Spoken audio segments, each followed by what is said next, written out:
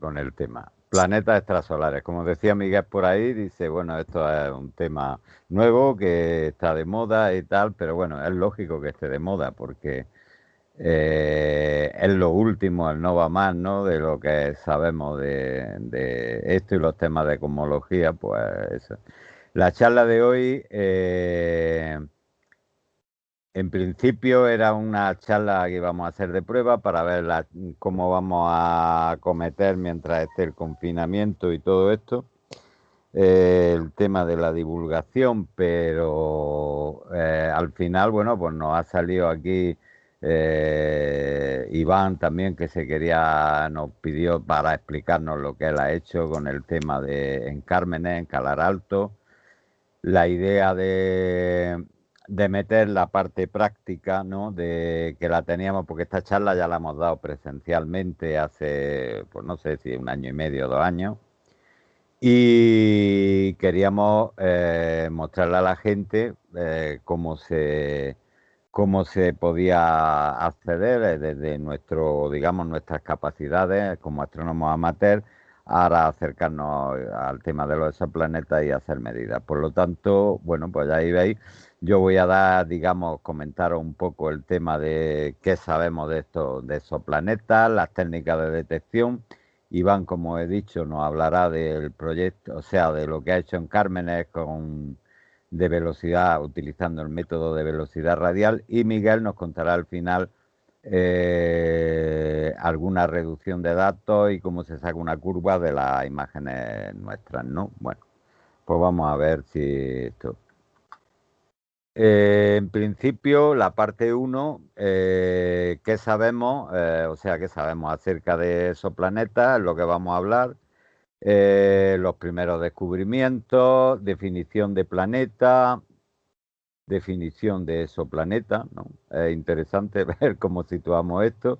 Censo, lo que hasta ahora cuánto hay descubierto y tal, algunos parámetros generales, o sea, unas ligeras matices sobre los planetas que hemos descubierto y qué características, qué estrellas los albergan y cosas, y qué atmósferas y tal, en el caso que podemos saber.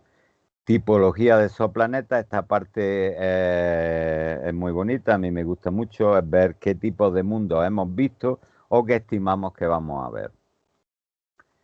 Luego, técnica de detección, explicaremos los métodos de detección, y la parte 3 y 4, Iván nos comentará el tema de velocidad radial, en concreto lo que han hecho en Carmen, en Calar Alto, y la parte 4, tránsito, donde veremos la práctica que Miguel nos va a contar. Vamos a empezar. Definición de planeta. Bueno, pues esta es la definición que la Unión Astronómica Internacional nos da.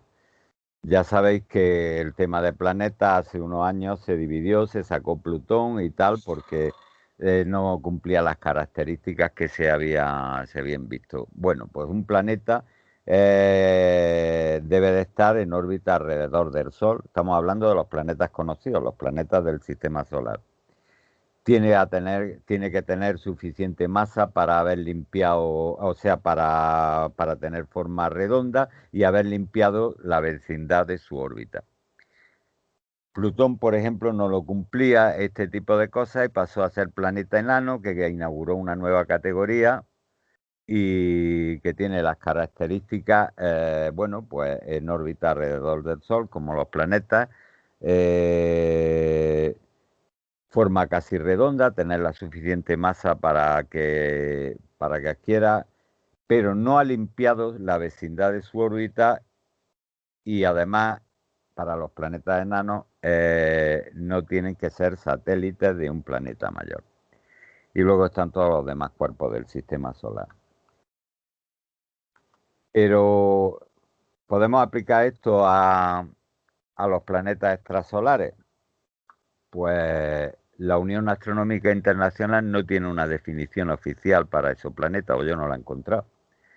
Y yo, entendiendo, podemos ir a lo simple, que cumpliendo los puntos anteriores, o al menos en parte, porque nos estamos enfrentando a cuerpos muy distintos en algunos casos a lo que conocemos en el sistema solar, pues un exoplaneta podríamos decir que es un planeta fuera del sistema solar y que orbita una estrella, vamos, que orbita una estrella diferente al Sol. Primero descubrimiento. ¿Cuándo empezó esta historia? Esto para mí, a mí me llama mucho la atención siempre porque el hecho de que hayamos descubierto planetas fuera del sistema solar es algo que se venía hablando desde mucho tiempo, pero comenzó en la década de los 90 descubriendo los primeros planetas. Y esto tiene una dimensión para mí que yo creo que no se le ha dado la suficiente importancia, ¿no? Estamos ante un hecho, un hito histórico, ¿no? A la hora de conocer el universo y cómo lo vamos agrandando con los nuevos descubrimientos. Digamos que todo empezó en 1992 en el malogrado observatorio de Arecibo, que se ha caído, dice, las imágenes son de pena, de verdadera pena, cuando se descubrió un púlsar, ese que pone ahí, todos esos números y letras, y a raíz del descubrimiento del púlsar se vio que tenía unas irregularidades y que al menos debería de tener 3 planetas. No se le dio demasiado, digamos, demasiada importancia a este descubrimiento y sí se le dio en 1995 a la detección del primer planeta por el tema, a través de midiendo las velocidades radiales de la estrella 51 Pegasi. Aunque, y este aparece en muchos sitios como el primer exoplaneta descubierto, pero en realidad fue en 1992. Aquí tenéis una imagen de 51 Pegasi que hemos hecho nosotros. Esta es pues, una estrella relativamente normal, de magnitud 5,5, y que contiene un planeta, bueno, puede contener más de uno, según hemos... Esta imagen la hicimos el 17 de noviembre, antes de empezar el confinado 2020. Vamos a ver, ¿cuántos censos de planetas extrasolares? El censo está hecho a julio del 2020, o sea, es muy reciente. Pues tenemos confirmados 4.171 en 3.092 sistemas planetarios y 671 sistemas de múltiples planetas, o sea, estrellas que tienen más de un planeta. Candidatos, 2.470, casi 2.300 sistemas planetarios y 155 sistemas múltiples. No confirmados, o sea, no, son planetas que se piensa que pueden ser, son cuerpos que se piensa que pueden ser planetas, pero aún no están confirmados. Hay, digamos, de 217, 180 sistemas planetarios y 18 sistemas múltiples. En total tenemos, al día de hoy, uniendo confirmados, no confirmados y candidatos, bueno, a julio de 2020, casi 7.000 exoplanetas, agrupados en 5.500, algo más de 5.500 sistemas planetarios y 844 sistemas de estrellas que tienen más de un planeta. Con respecto a la localización, hacia donde miramos y tal, pues bueno, se encuentran planetas por todos los lados. Como veis aquí he puesto un pequeño mapita de distribución de sistemas de estrellas que tienen planetas y se ve por todos los lados, ¿no? Aquí otro gráfico igual. Algunos datos récords de lo que hemos encontrado hasta ahora. Bueno, pues el más cercano, ahí está Próxima Centauri B, que está en Próxima Centauri, a 4,2 años luz. El más parecido a la Tierra, Gliese 581, en una estrella que es Gliese 581, es más parecido en radio y masa. Y uno que me llama mucho la atención, os he comentado antes que el primer exoplaneta descubierto, bueno, o 3, porque se estima que podía tener 3 planetas, es el púlsar, ese que hemos comentado, y al planeta se le ha llamado Matusalén porque se le estima una edad de unos 12.500 millones de años. Me llama mucho la atención porque estamos hablando de casi la edad del universo, ¿no? Y tal, pero ese dato lo he confirmado por un montón de sitios y parece ser así. Yo voy a dejar el PowerPoint este para que lo tengáis porque iremos relativamente rápido y hay muchos datos. Lo dejaré más completo que lo estoy dando aquí y hay muchos más datos sobre esto, digo. Ahora vamos a ver algunos parámetros generales que definen los exoplanetas que hemos encontrado y las estrellas que los albergan, ¿no? En primer lugar, una estimación del número de estrellas con planetas. Decir que este dato tiene mucho que ver con algo que se puede llamar sesgo observacional o selección observacional. Eso quiere decir que encontramos lo que somos capaces de encontrar con el instrumental que tenemos. Cuando tengamos mejor instrumental, más sensible, más capaz, seguramente el número de estrellas con planetas aumentará, así como las propiedades que veamos de esto. Por ahora, muchos de los planetas, de los exoplanetas encontrados, son del tipo que llamamos Júpiter caliente, o sea, planetas grandes, ¿no? Pero se estima que el 20% de las estrellas tipo Sol tienen al menos un planeta gigante y el 40% puede tener de masas más pequeñas, o sea, hasta tener masas que estimamos, porque básicamente una de las cosas que buscamos, y eso entra parte también, no solo en otro sesgo, es que buscamos planetas parecidos a la Tierra, ¿no? Y eso también es una especie de sesgo, ¿no? Creamos proyectos para buscar tierra o algo que se parezca. Ahora lo veremos eso con más detalle. Eh, de cualquier modo, las estimaciones son que la Vía Láctea, por ejemplo, con unos 100.000 millones de estrellas, podemos tener hasta cientos de miles de millones de planetas, ¿no? Esto es una estimación en función de lo que vamos encontrando e intentando, digamos, obviar los sesgos que tenemos por ahora, ¿no? Características de las estrellas que albergan los planetas. Bueno, como he dicho, la mayoría de los exoplanetas encontrados orbitan estrellas del tipo Sol, pero es porque buscamos planetas que sean del tipo Tierra, que está en torno a una estrella, hasta en torno al Sol, ¿no? Y los programas que se crean, pues seleccionan este tipo de estrellas en su gran mayoría. Son estrellas básicamente con una mayor metalicidad, es decir, estrellas que ya han quemado hidrógeno, helio y han desarrollado elementos más pesados, ¿no? Que son las estrellas que estimamos que pueden ser susceptibles de tener planetas, ¿no? En cuanto a las atmósferas de los exoplanetas, siempre en función de lo que hemos encontrado ahora. Bueno, pues esto hay de los distintos métodos, algunos son más susceptibles para ver la atmósfera, de qué tipo de atmósferas tiene, sobre todo el método de la velocidad radial, ¿no? Porque hace espectro. Y se han detectado pues elementos como vapor de agua, carbono en la atmósfera, metano, dióxido de carbono y tal. Este tipo de información, como digo ahí, es muy relevante e importa mucho porque básicamente estamos buscando planetas, pero también estamos buscando vida, que es lo que es. Entonces la composición de las atmósferas nos puede decir mucho al respecto de si existe o no existe vida.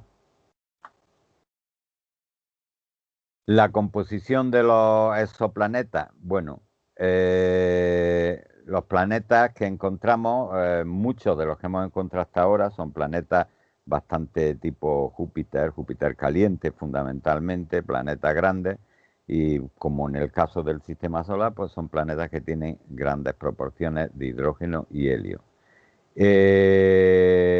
Los planetas con una densidad media de los que encontramos pues, se piensa que tiene fundamentalmente agua como componente principal. Y por algunos métodos, fundamentalmente velocidad radial y tránsito, se puede medir la densidad de un planeta, se puede inferir. Y si encontramos planetas con una alta densidad, pues tenemos planetas de tipo rocoso, o sea, tipo Tierra, o en principio eso podemos estimar. Vamos a ver ahora digamos, la tipología, la fauna, por decirlo así, de exoplanetas, de lo que hemos encontrado y lo que se estima en algunos casos qué tipo de planetas nos podemos encontrar. Como decía al principio, en principio empezamos a encontrar planetas grandes, planetas gigantes, planetas que se parecían a Júpiter, a Saturno y más grandes. O sea, gigantes gaseosos, ¿no? Que son planetas que, aunque pueden tener o tienen, o se estima que tienen un núcleo rocoso y materia sólida, básicamente están compuestos de gases, hidrógeno en muchos casos y tal. Este tipo de planetas, pues ya pues en nuestro sistema solar serían Júpiter y Saturno, por ejemplo, un prototipo.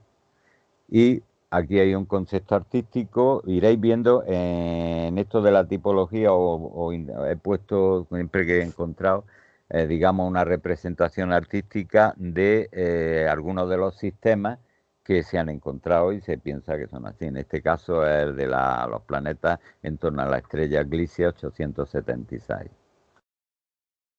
Siguiendo, digamos, una subcategoría de los gigantes gaseosos, estarían los Júpiter calientes. Estos fueron de los que encontramos más al principio. Son planetas tipo Júpiter, pero que están muy cerca de la estrella. Eran, digamos, relativamente más fáciles de encontrar que planetas más alejados y de menor masa. Pero muy cerca quiere decir, pues, por ejemplo, a 0,5 unidades astronómicas, a la mitad que está la Tierra del Sol, ¿no? Y de hecho, encontré una referencia de que el astrónomo Otto Struve en 1925 especuló la posibilidad ya de la existencia de este tipo de planetas. Aquí tenéis algunas representaciones artísticas. Los Júpiter fríos serían, bueno, pues estos serían los planetas de tipo gigantes gaseosos, pero que estarían a distancia, pues a la que está Júpiter, Saturno y demás en el sistema solar. Lo mismo, las mismas características y tal, pero que serían planetas en órbita bastante más alejadas del Sol. Estos saltan las diapositivas, me están saltando solas. Bueno.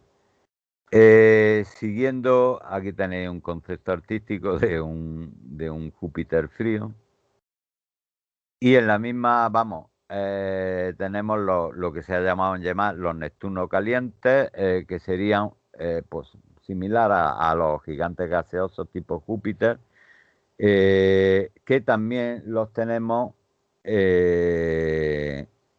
como Neptuno frío, que serían los que tipo Neptuno o algo parecido y tal. De esto hemos encontrado algunos ejemplos significativos, ahí os los cito. Y tendríamos también, aquí tenéis Neptuno, los tipos Neptuno frío. Bueno, es que esto me van saltando las diapositivas, no sé por qué. Neptuno caliente y Neptuno frío. Planetas circumbinarios. Estos son planetas que orbitan alrededor de estrellas, de sistemas binarios de estrellas, que, digamos, los modelos se estarían orbitando las dos estrellas. Se puede pensar, pueden orbitar una, es una estrella que está cerca de otra, pero los modelos difícilmente hacen estable este tipo de configuración, salvo que el planeta esté en torno a las dos estrellas, orbite las dos estrellas a la vez. Yo siempre que se habla de esto me recuerdo la imagen de Star Wars, en Tatooine, cuando se ve la imagen de las dos estrellas en el horizonte en la puesta de sol. De este tipo, pues por ejemplo, tenemos el planeta Gliese 667 y tal. Estos son representaciones artísticas. Otro sistema encontrado, otra representación artística.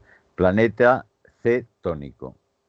Pues este sería un planeta que de tipo, en principio, pudo ser un gigante gaseoso que atmósfera y que le quedaría lo que es el núcleo, ¿no? Y ya estaría en la categoría de un planeta tipo rocoso, tipo terrestre, ya dependiendo del tamaño. Esto se piensa, por ejemplo, Kepler 20e, que es un planeta de este tipo. Planeta de carbono, pues un planeta que es completamente un diamante o algo parecido. Daría las presiones, el carbono. Esto es un planeta hipotético. Este tipo de planetas se piensa que pueden existir, pero que son hipotéticos. Planeta de helio, pues el planeta de helio podría haber sido inicialmente una estrella y aparecer en un momento dado, al final de su vida o cuando ya ha terminado, cuando ha consumido, se ha convertido en una enana blanca y carece de hidrógeno, entonces está fundamentalmente compuesto de helio, ¿no? Que es lo que ha quedado. Y en determinados rangos de masa y tal podría ser, digamos, un cuerpo que funcionara como un planeta, ¿no? Y tal. Planeta de hierro, pues por ejemplo, un tipo Mercurio. Planeta doble, bueno, pues en el sistema solar podríamos tener un caso parecido que es Plutón y Caronte. Son dos cuerpos que orbitan uno en torno a otro, pero que no se puede decir que uno sea la luna del otro por tamaño, por masa, por densidad, y formarían un sistema doble de planetas. Planeta Océano, un planeta que su superficie está completamente cubierta de agua, ¿no? Planeta Ricitos de Oro, ¿de dónde viene esto de planeta Ricitos? Esto es en el mundo anglosajón, es una forma, denominación coloquial, ¿no? De llamar a los planetas que se encuentran en la secuencia principal. Esto viene de un cuento que se llama Ricitos de Oro y los tres osos, en el cual la niña, la protagonista del cuento, tiene que seleccionar entre distintos objetos y selecciona los que más le conviene y coge los intermedios, dando los extremos, los objetos muy pequeños o muy grandes. Bueno, pues esto es el tema de los planetas que están en la secuencia principal, que no están ni demasiado lejos ni demasiado cerca de su estrella, digamos en una franja en la que se puede encontrar planetas tipo Tierra y pudiera haber vida, ¿no? Aquí tenéis esta franja, la distancia de esta franja a la estrella depende del tamaño de la estrella que esté y por lo tanto estrellas muy grandes pueden tener su secuencia principal muy alejada, con respecto, por ejemplo, tomándolo en comparación con el Sol, y estrellas más pequeñas, pues pueden tener digamos, su franja de habitabilidad mucho más cercana, ¿no? Aquí veis un ejemplo he puesto del sistema Gliese 581 comparado con el Sol. La zona de habitabilidad es la franja azul que tenemos en el gráfico y se ve los planetas en el caso de Gliese 581d y el C quizás estarían dentro de lo que es esa franja, mientras que, y estaría bastante, al ser una estrella más pequeña, bastante más cerca de la estrella que en el caso de nuestro sistema solar, en el cual la Tierra, Marte y Venus estarían en la franja de habitabilidad, ¿no? En la zona habitable, pero más que caerían más alejados que en el sistema Gliese. Y en cambio, pues Júpiter y Mercurio pues quedarían fuera. Aquí tenéis unas representaciones artísticas. Planeta sin núcleo. Bueno, pues un planeta que no tiene un núcleo activo como la Tierra y en que es todo un manto de roca, ¿no? Planeta tipo terrestre, bueno, pues su nombre lo dice, un planeta tipo Tierra fundamentalmente formado por silicato.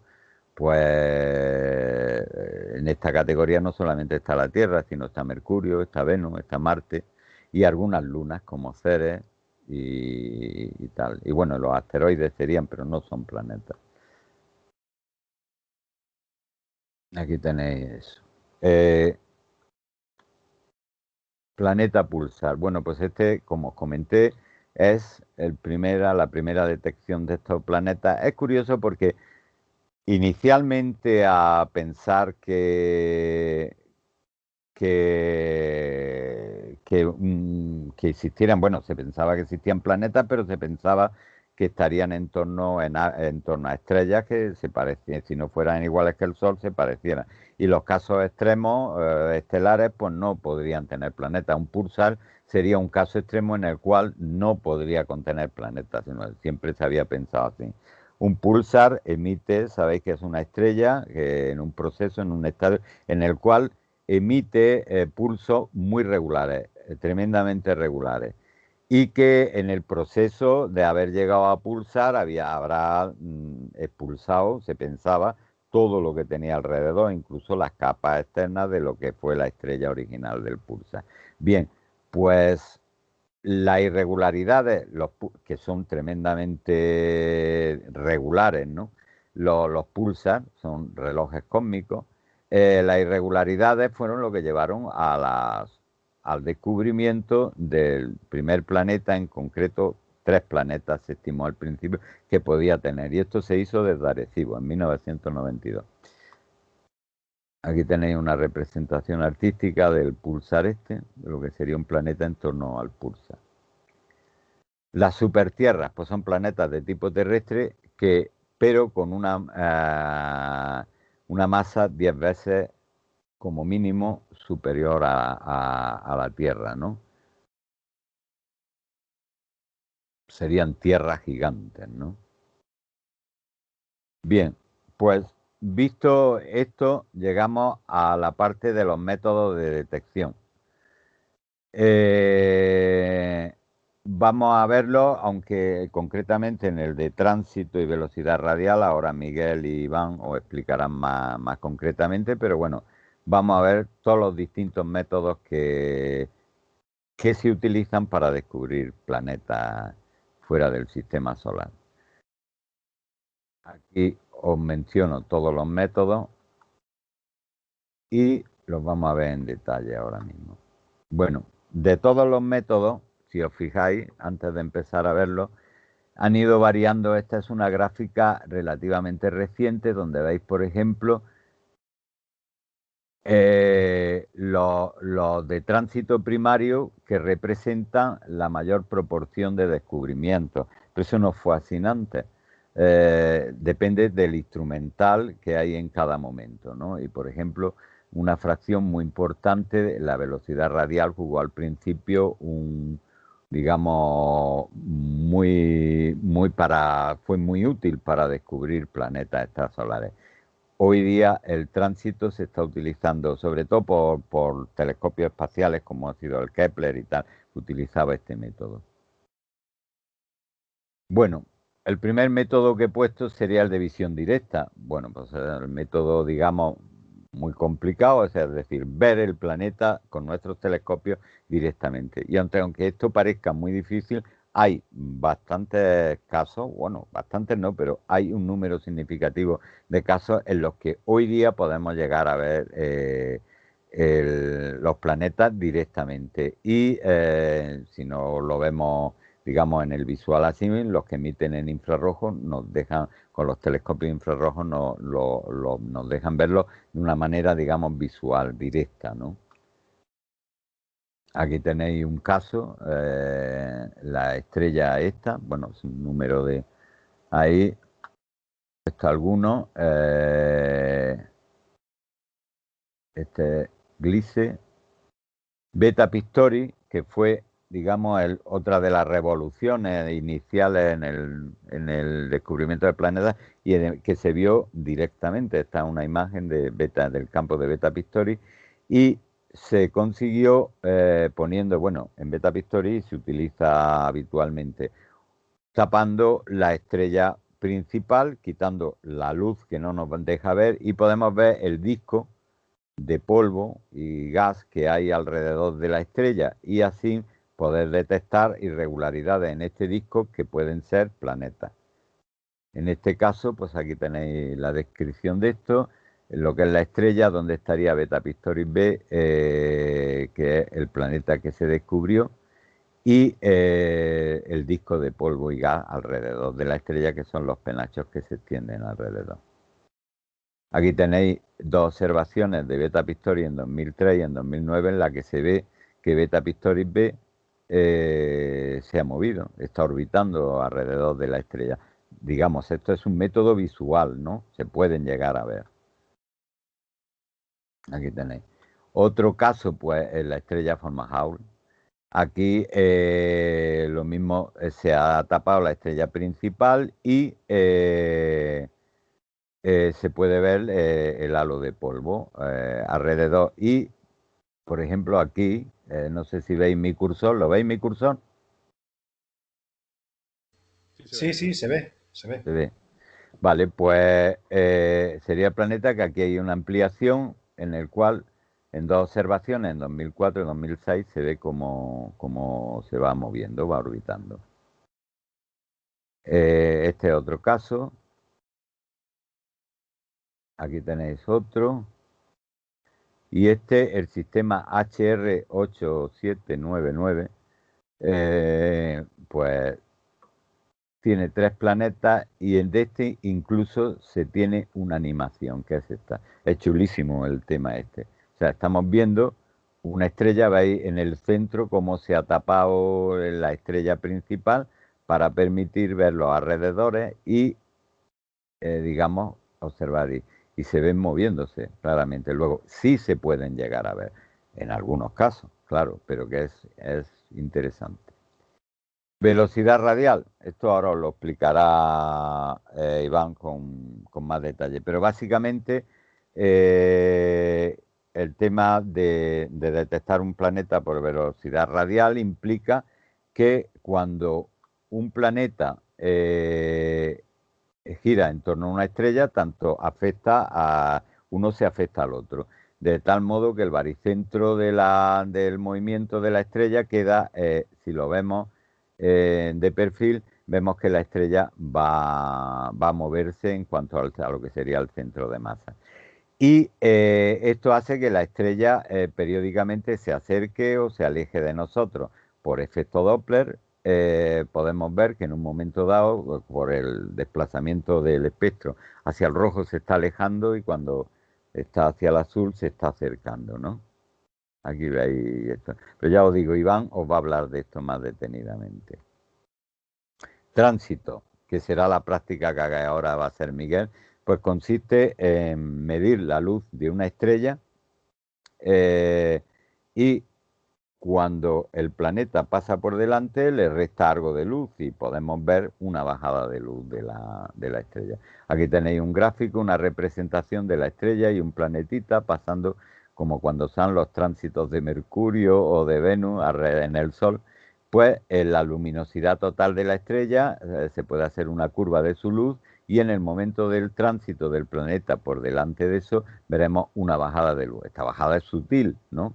Es algo que requiere cierta, digamos, cierta finura, pero que se puede medir y lo podemos medir nosotros a nivel amateur, ¿no? Aquí tenéis una gráfica representativa al respecto y esto ahora, Miguel, vamos a ver un ejemplo de esto. Variación en el tiempo del tránsito es exactamente el mismo método que el anterior, pero cuando implica que pueda haber dos cuerpos que transiten al mismo tiempo, que podría ser el planeta y una luna, con lo cual nos permitiría detectar exolunas.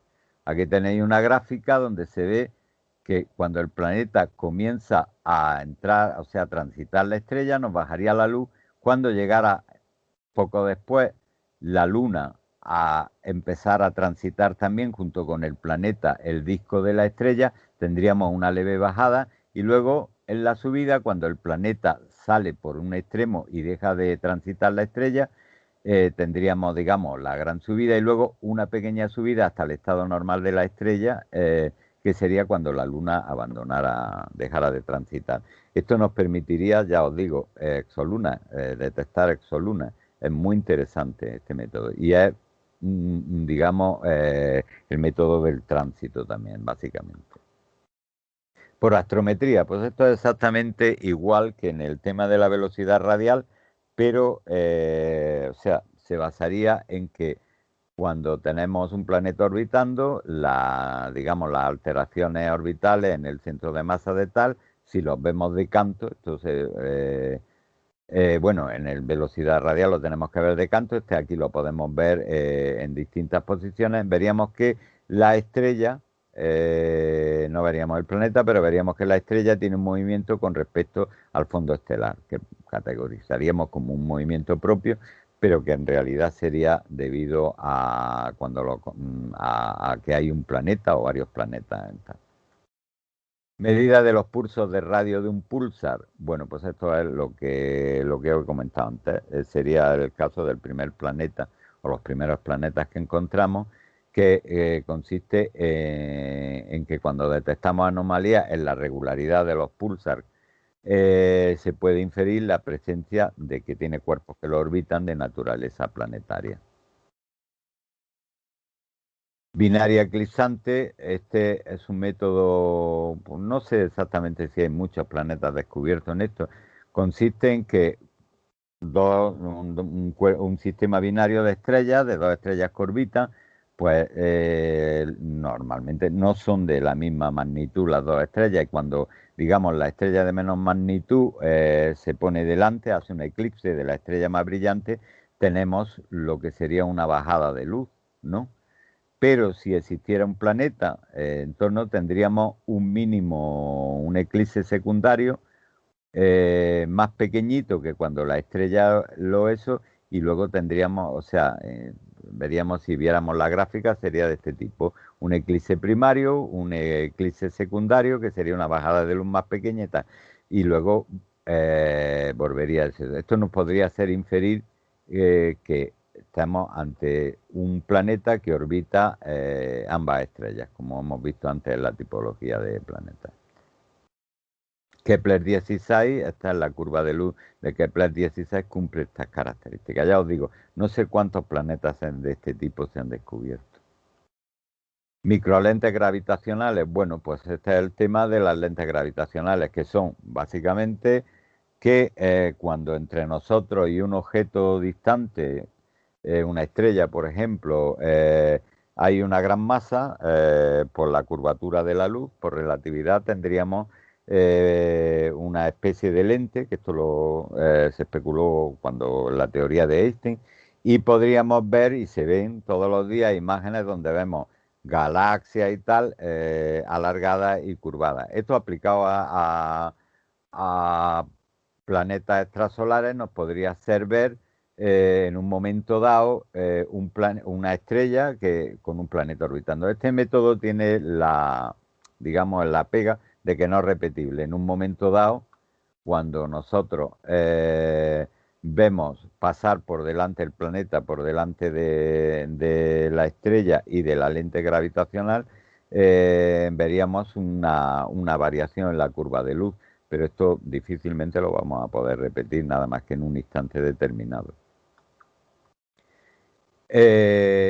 Y por último, las perturbaciones gravitacionales en los discos de polvo. Las estrellas, sobre todo las estrellas jóvenes, tienen amplios discos de polvo, y la regularidad o no de estos discos de polvo puede indicarnos la presencia de cuerpos en torno a la estrella, cuerpos de tipo planetario o de cualquier otro tipo. Para nosotros sería planetario. Por ejemplo, aquí tenéis, esto es una simulación donde tenemos un disco de polvo, la estrella estaría tapada para que no presentar, digamos, el disco de la estrella, no taparnos, dejarnos ver el disco de polvo, y tenemos aquí, por ejemplo, veis una parte más oscura, o sea, una irregularidad en el disco de polvo que nos haría pensar que ahí hay un planeta o la formación de un planeta en formación, que ya estaría, digamos, acumulando material, concentrándolo para que se formara una estrella. Bueno, pues esta es mi parte. Ahora Iván nos va a contar el tema de las velocidades radiales y luego pasaremos a ver lo de Miguel. Si queréis hacer una pregunta ahora o la hacemos todas al final, como queráis. ¿Me estáis escuchando? Sí, podemos dejarlas quizá para el final todas. Y así, Vale. pues, porque pueden surgir muchas y que se extienda además. Entonces, pues ya al final el que quiera pues puede quedarse o no. Venga, pues Iván, comparte y podemos empezar con lo tuyo. Voy a poner la cam para que me pongáis cara a los que no me conocéis, más que nada. Vale. Ok. Deberéis estar viendo la presentación. Sí, se ve, se ve. ¿Se ve? Vale, perfecto. Bueno, lo primero, dar gracias a Aniceto y a Miguel por admitirme en su charla. Vi que iban a hablar sobre el método del tránsito, que es un método muy interesante y con un montón de exoplanetas descubiertos, como acaba de comentar Aniceto.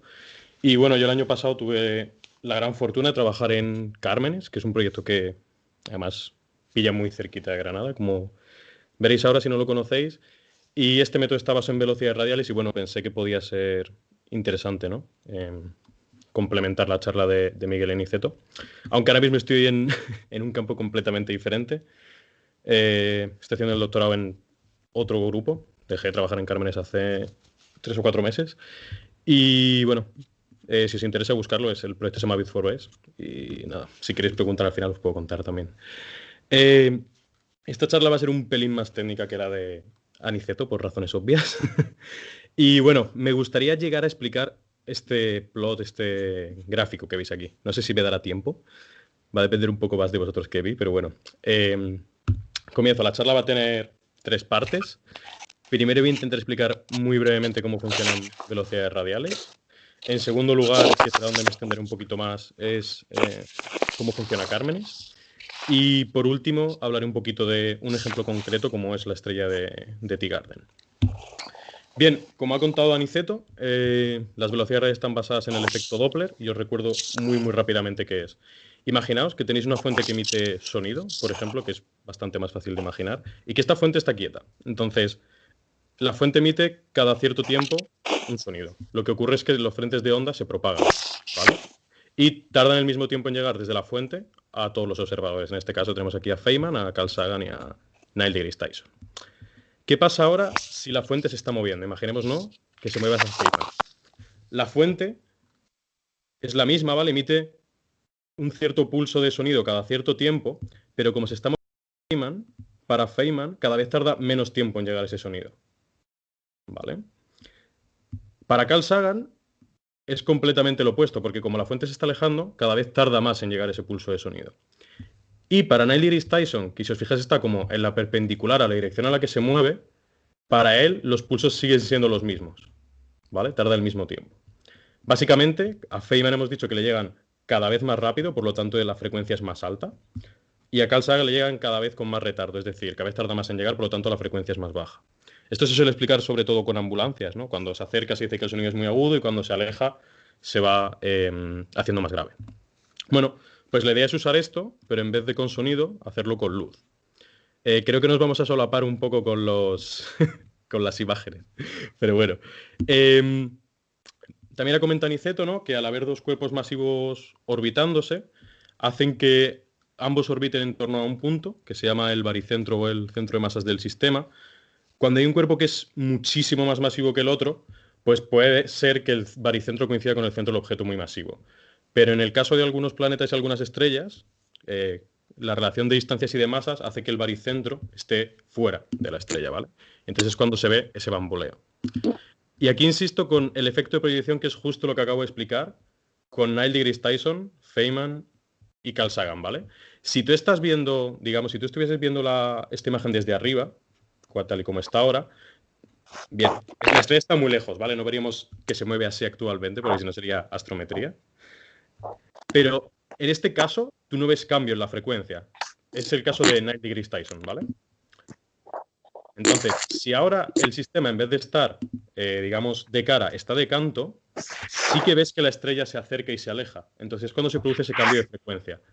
Para la luz, que se aumente la frecuencia quiere decir que se corre hacia el azul, y que baje la frecuencia quiere decir que se corre hacia el rojo. Esto es por la longitud de onda de los colores, simplemente, ¿vale?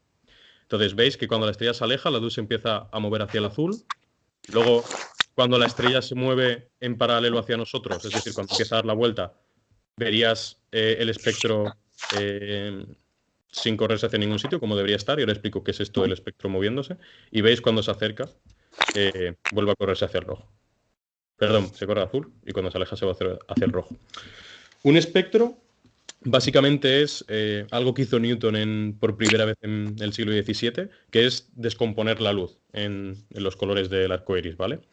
Lo que ocurre es que para las estrellas y bueno, para los cuerpos que emiten luz, generalmente tienen ciertas marcas, ¿vale? Que son estas líneas que están aquí representadas de color negro. Esto es debido a los elementos químicos. No me voy a meter, tiene que ver con transiciones electrónicas.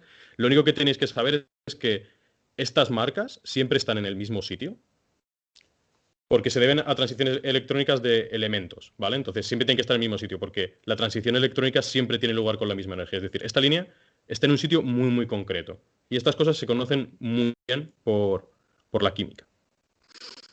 Y por física cuántica también. Pero bueno, eso ya son efectos de segundo orden. La gracia de esto, esta ilustración no me gusta mucho, que se mueve demasiado rápido, pero bueno, veis aquí que cuando la estrella se acerca hacia nosotros, se corre hacia el azul, es decir, el espectro se va hacia la izquierda. Y cuando se aleja, el espectro se va hacia la derecha. Y la gracia es que ahora que se ha alejado y se ha corrido al... Justo está empezando a volver... Uy. A ver, ahora. Si os dais cuenta, estas líneas azules marcan la referencia, ¿vale? Entonces, ahora que la estrella se está acercando, como veis, el espectro se ha corrido hacia el azul. Esta línea que debería estar aquí está mucho más a la izquierda, y lo mismo con todas. En cambio, cuando se empieza a alejar, esto se corre hacia el rojo y las líneas no están donde deberían estar y están hacia la derecha. Entonces, lo que se hace básicamente es medir estas líneas. Como veis, el camino que traza el planeta se parametriza fácilmente con un seno. No sé si os sonará esta función de trigonometría básica. Bueno, pues la velocidad se caracteriza como el seno, que es esta función periódica, que es lo que caracteriza, bueno, pues el tiempo que tarda el planeta en dar una vuelta, básicamente. Y la intensidad a la que mueve la estrella se caracteriza con esto que se llama semiamplitud de la velocidad radial. Y esto me vais a tener que creer, es decir, o sea, esto se demuestra matemáticamente, de hecho no es demasiado complicado, pero me llevaría 3 o 4 diapositivas y un rato explicarlo. Tiene esta forma, ¿vale? Es decir, la velocidad que induce el planeta sobre la estrella depende inversamente de la distancia hacia la estrella, es decir, cuanto más lejos esté, menos velocidad induce, cuanto más cerca, más induce. Depende también inversamente de la masa de la estrella, es decir, estrellas muy masivas serán más difíciles de mover. Y depende proporcionalmente a la masa del planeta, es decir, cuanto más masivo sea el planeta, más fácil será que mueva la estrella, ¿vale? Esta fórmula se va a repetir prácticamente en todas las diapositivas que hay a partir de ahora. Así que lo mismo alguno se la aprende de memoria de aquí al final. Vale. Básicamente, lo que uno obtiene midiendo estos desplazamientos de las líneas del espectro es algo así. Bueno, realmente no obtienes esto está bastante procesado, más bien se obtiene algo así, ¿vale? Lo que pasa es que estos eran los datos originales de 51 Pegasi B, que fue por lo que le dieron el premio Nobel a Michael Mayor y a Didier Queloz el año pasado. Y bueno, les quería hacer un homenaje, así que no me quedó más remedio que poner eso. Y explicaré cómo se hacen esos diagramas, seguramente. Bueno, se obtiene esto de aquí, que básicamente en este eje lo que representa son los días, ¿vale? Está centrado en un tiempo que se llama el día juliano baricéntrico, que tiene correcciones del movimiento de la Tierra alrededor no del Sol, sino del baricentro del sistema solar. Bueno, simplemente es una unidad de medir días. O sea, esto es 7.400 días a 7.600 días, etc. Y aquí tenéis esa semiamplitud de velocidad de la que hablaba antes, ¿vale? Bien, y aquí un pequeño comentario que he visto que se hace poco cuando se enseñan este tipo de gráficos, y a mí es una cosa que me llamó mucho la atención en su día. Si os fijáis en el gráfico de la izquierda, básicamente se está representando la masa del planeta respecto al periodo. No sé si estáis muy familiarizados con este tipo de escalas, la escala logarítmica. Básicamente es una escala no lineal, es decir, la distancia entre rayitas no significa lo mismo en todos los sitios. Esto es 1 Esto es 10, esto es... no, pero sí, 1, 10, 100, 1000 y 10.000. Entonces, esta rayita aquí es 2, 3, esto sí que sigue la escala lineal, pero aquí es 10, 20, 30, 40 y así para todos. Aquí sería 100, 200 y así iría, ¿vale? Bueno, el caso es que en naranja están pintados los planetas descubiertos por el método del tránsito, ¿vale? Y en azul están pintados los planetas descubiertos por el método de la velocidad radial. Y estas crucecitas amarillas son los planetas del sistema solar. Bien, pues si os fijáis, el método del tránsito descubre muchas cosas aquí, ninguna aquí, y velocidad radial descubre muchas cosas aquí y alguna aquí. Y bueno, por aquí abajo también hay puntos, lo que pasa es que la densidad de tránsito es bastante mayor. En cambio, si os fijáis en el panel de la derecha, que es el tamaño, digamos, el radio que tiene el planeta respecto otra vez al periodo, el código de colores vuelve a ser el mismo, lo naranja son tránsitos y lo azul son velocidades radiales. Os prometo que no he borrado ningún planeta, ¿vale? Si tú coges los datos, que por cierto están cogidos de esta página web, exoplanet.eu, es una página que es pública y actualizan los datos cada día. La verdad que no está muy actualizado, seguramente hay unos cuantos planetas más descubiertos, pero bueno, para los propósitos de esta charla sirve. Lo que ocurre es que, si os fijáis en esta fórmula que os he dicho antes, el radio aquí no aparece por ningún sitio. Y esto es porque con el método de las velocidades radiales uno no puede inferir el tamaño del planeta. Solo puede obtener información sobre la masa. Y de hecho ni siquiera sabe la masa real del planeta. Porque como os he dicho, hay efectos de proyección. Típicamente uno no se encuentra el sistema ni completamente de cara ni completamente de canto, sino que se lo encuentra inclinado con una cierta inclinación. Y está ahí básicamente es ese ángulo con el que tú lo miras. Entonces la masa que tú infieres depende de ese ángulo, ¿vale? Entonces, por eso aquí hay tan poquitos planetas descubiertos por velocidad radial que se sepa su radio, porque realmente te hace falta otro método, y ese método es el método del tránsito. Pero es que al tránsito le pasa lo mismo. Como comentará Miguel, el tránsito depende del tamaño, bueno, también lo comenta Niceto, el tránsito depende del tamaño del planeta. Entonces, caracterizas muy bien su radio, pero no tienes ni idea de su masa. ¿Vale? Básicamente. O muy poca idea. Entonces, estos dos métodos son complementarios. Y es muy, muy importante. Y bueno, estos colores de aquí básicamente son algunas clasificaciones que hay. Que bueno, en esto no hay... hay distintas clasificaciones de qué es una tierra, qué es una supertierra. Y bueno, son de estas referencias de aquí. Bien. Paso al segundo punto, que es Cármenes. Que bueno, como he dicho, es un proyecto que tenéis bastante cerquita. Y para explicar lo que es Cármenes, la verdad que me gusta hacerlo con el propio nombre, que, bueno, no sé por qué, desde hace unos años hacia acá, los científicos se dedican casi más a la poesía poniendo nombres que a otra cosa, pero bueno. Cármenes significa esto que estáis viendo aquí, calar alto, alta resolución de búsqueda en estrellas M de exotierras, en el infrarrojo cercano y en el óptico, con espectroscopía Echel. Bien. ¿Qué son las exotierras? Ya lo he explicado bastante bien a Niceto, así que como no quiero extenderme, voy a pasar al siguiente punto, que es Calar Alto. Calar Alto, bueno, es un sitio que está entre Granada y Almería, de hecho está ya en la provincia de Almería, está bastante cerquita, no sé si tarda 1 hora y media o algo así en ir, más lo que se tarda en subir el puerto, que es otro ratillo. Es un sitio increíble para la astrofísica y para la astronomía, es un observatorio profesional, tienen 3 telescopios bastante grandes, el 3,5 metros, que es donde está alojado Cármenes, el 2,3 metros y luego hay otro de 2,2, me parece. Y luego hay varios telescopios de 1 metro, que son algunos de uso más o menos particular de ciertas instituciones. Y estos se dedican... Bueno, el 3,5 metros Cármenes empezó a tomar medidas en enero de 2016 y tenía una cosa que se llama GTO, que es el tiempo garantizado, es decir, hay un porcentaje de tiempo del telescopio que en el caso de Cármenes es bastante alto, no sé si era superior al 60%, que eso es una barbaridad, que se dedica única y exclusivamente a Cármenes, ¿vale? El otro 40% del tiempo se suele dejar para que la gente aplique con otros proyectos. Ahora a Cármenes se le terminaba este año el tiempo garantizado, hicieron una propuesta para ampliarlo con más objetivos científicos, y se la han prolongado no sé por durante cuánto más tiempo. Y comparten este tiempo garantizado también con otro proyecto que se llama Cavity, de la Universidad de Granada, que está bastante interesante. Creo que empezará a tomar medidas en enero del año que viene será cuando empiece a funcionar también en el 3,5 y es un proyecto muy, muy interesante. Bueno, si os preguntabais cómo es un telescopio de 3,5 metros y no lo habéis visto nunca, pues es una cosa más o menos así, ¿vale? Y bueno, lo que es el instrumento de Cármenes está en una habitación que está abajo de esto y está en una cámara de vacío. Ahora en un poquito os explicaré en qué consisten exactamente estos instrumentos. ¿Qué es esto de las M-Dwarfs? Bueno, pues básicamente es un tipo de estrella. No sé si conocéis este diagrama, se llama diagrama de Hertzsprung-Russell o bueno, masa, luminosidad, temperatura, luminosidad, son equivalentes. Lo importante aquí es que esta línea aquí marca lo que se llama la secuencia principal de las estrellas, que básicamente es donde pasan la mayor parte de su vida. Y lo importante aquí es, bueno, lo primero, que una estrella cuanto más masiva es, menos vive, ¿vale?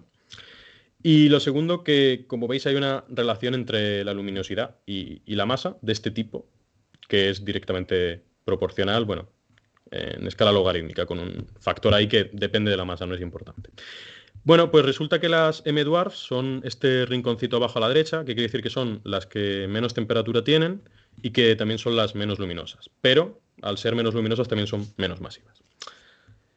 Y al tener esta temperatura tan bajita, digamos que su pico de emisión de energía es en el infrarrojo cercano. Bien, ¿por qué he escogido Cármenes estrellas poco masivas? ¿Cuánto es poco masivas? Bueno, pues como veis, se empiezan a considerar enanas tipo M a partir de 0,8 masas solares, pero en Cármenes se llegan a medir estrellas que tienen 0,08 masas solares, es decir, una ochentésima parte, 0,08 masas solares, ¿vale? Incluso alguna un poquito más pequeña. O sea, llegan a ser estrellas muy, muy poquito masivas. ¿Por qué? Bueno, pues lo primero es porque son las más numerosas en nuestra galaxia. Una de las razones es que como son las que más viven, hay muchas estrellas que, bueno, van perdiendo masa y se acaban convirtiendo en estrellas M. Y es un buen sitio por el que empezar a buscar muchos exoplanetas, ¿no? Porque si hay muchas de ellas, pues uno espera que haya muchos exoplanetas. Que sean poco masivas hace que puedan tener mayores velocidades inducidas. Esto es por la misma fórmula que hemos visto antes. Como hemos visto, era inversamente proporcional a la masa. Entonces, al tener masas más pequeñas, pues la velocidad inducida es mayor. Esto tiene un lado negativo y es que son poco luminosas. Pero bueno, ya se las arreglará uno para conseguir verlas, ¿vale? Y el tercer punto es la zona de habitabilidad de estas estrellas. Y aquí siempre me gusta comentar algo, y es que zona de habitabilidad es un nombre un poco, yo diría, arriesgado. Porque básicamente se define como zona de habitabilidad la distancia a la que tiene que estar un planeta rocoso de su estrella para tener agua líquida en superficie. De tener agua líquida en superficie a que ahí realmente pueda haber vida, desde mi punto de vista, hay un salto. Pero bueno, es la definición que tenemos. Y aquí le voy a pisar otra vez el gráfico a Aniceto porque me viene muy bien. La zona de habitabilidad depende de varios parámetros, pero bueno, uno de los principales es el flujo de energía de la estrella. Entonces, las más masivas emiten mucha energía y además energía de alta radiación, ¿vale? Por lo tanto, su zona de habitabilidad se sitúa lejos de la estrella. Esto, como hemos visto, es malo para la velocidad radial porque cuanto más lejos, peor. Cuando va disminuyendo la masa, se va acercando a la zona de habitabilidad y bueno, las estrellas M son las estrellas más pequeñas, así que son las que tienen la zona de habitabilidad más grande. Por lo tanto, son las que se espera que la zona de habitabilidad sea, puedas ver más planetas en la zona de habitabilidad porque están más cerca. Bien, alta resolución espectroscopía Echelle. Aquí no voy a entrar mucho porque no soy ni mucho menos un experto en espectrógrafos. Pero quizás lo más importante que hay que saber es que si usas un espectrógrafo, digamos, normal, uno descompone la luz en los colores del arco iris, como veis aquí, y te queda una cosa, digamos, unidimensional, ¿vale? En el sentido de que están todos los colores en la misma dimensión, ¿vale? En cambio, con un espectrógrafo Echelle uno consigue desdoblar los colores y esto hace que se aumente muchísimo, pero una barbaridad, la resolución que se puede conseguir. Como veis, tiene algunos inconvenientes porque algunos curvan los espectros, pero bueno, esto se puede arreglar. Yo no sé demasiado de óptica ni exactamente cómo lo hacen, pero este tipo de cosas se arreglan porque, claro, todo esto tiene que acabar en una CCD. Por lo tanto, si esto se te está curvando, se te pueden ir datos por aquí y evidentemente no te interesa. Bien, y por último, ¿qué es eso de infrarrojo cercano y óptico? Bueno, esto quizás es lo más intuitivo, ¿no? Es básicamente el espectro electromagnético, como sabéis, es muy amplio y Cármenes está focalizado, bueno, pues en esta zona aquí, en el visible y en el infrarrojo cercano. Para ello, tienen dos canales, como su propio nombre indica, ¿no? El visible y el infrarrojo cercano. El visible está situado, al igual que el infrarrojo, en una cámara de vacío y básicamente tiene, bueno, un sistema de lentes y demás para hacer funcionar el espectrógrafo Hechel y que todo acabe donde debe. Y el infrarrojo cercano, además de estar en una cámara de vacío, en vez de tener una CCD, evidentemente tiene otro tipo de detector, que es un detector de infrarrojo cercano, pero además está enfriado a menos 30 grados, porque básicamente con nuestra propia temperatura perturbaríamos las medidas del espectro. Entonces tiene que estar enfriado y bueno, básicamente esta foto se tomó antes de que empezara el experimento porque ambos dos están en habitaciones separadas y aisladas. Si no recuerdo mal, es el infrarrojo. De hecho, sí, es el infrarrojo que lleva este cable que vive hasta aquí, que es donde estaba el refrigerador, ¿vale? Y el visible está enfrente. El visible, de hecho, está aquí detrás. Y nada, aquí fue en una visita que hicimos una noche de observación a Calar Alto. No hemos hablado hasta ahora de ¿qué precisión se consigue? Se consigue medir velocidades de la estrella de 1 metro por segundo. ¿Eso es mucho? Bueno, pensar lo que es 1 metro por segundo. O sea, estamos literalmente viendo el movimiento, bueno, no viendo el movimiento de una estrella, pero midiendo el movimiento de una estrella que se mueve a una velocidad de andar lento. A mí eso ya me parece increíble. Pero cuando te preguntas mucho es qué tipo de planetas puedes detectar, ¿no? Bueno, pues para eso volvemos a la fórmula estrella. Lo podéis comprobar. Júpiter más o menos induce en el Sol una velocidad de unos 10 metros por segundo, así que seríamos perfectamente capaces de detectar en estrellas tipo solar Júpiter. La Tierra produce un movimiento en el Sol de más o menos unos 10 centímetros por segundo, por lo tanto no podríamos detectar tierras, estaríamos justo en el límite de resolución del aparato en estrellas tipo solar, pero recordad que las estrellas tipo M son menos masivas, bastante menos masivas que el Sol. Por lo tanto, uno puede ver tierras en estrellas tipo M. Hasta aquí la parte de Cármenes. Y bueno, aquí quería hacer un poco, ya que Miguel iba a hacer una parte un poco más práctica de cómo funciona el método del tránsito, quería hacer un pequeño acercamiento a la velocidad radial. He cogido este paper porque pude trabajar con los datos de T-Garden y los tenía bastante procesados, entonces era con una de las estrellas que más cosas podía enseñar. Bien, esto hasta aquí está sacado del paper de Zetmeister, ¿vale? Estos son las medidas de velocidad radial. Básicamente, lo que se hace es que estos datos se transforman en un periodograma. Un periodograma, básicamente, lo que busca es periodicidades en los datos, ¿vale? Es un algoritmo bastante complejo con transformadas de Fourier y cosas raras que no me puedo poner a explicar aquí.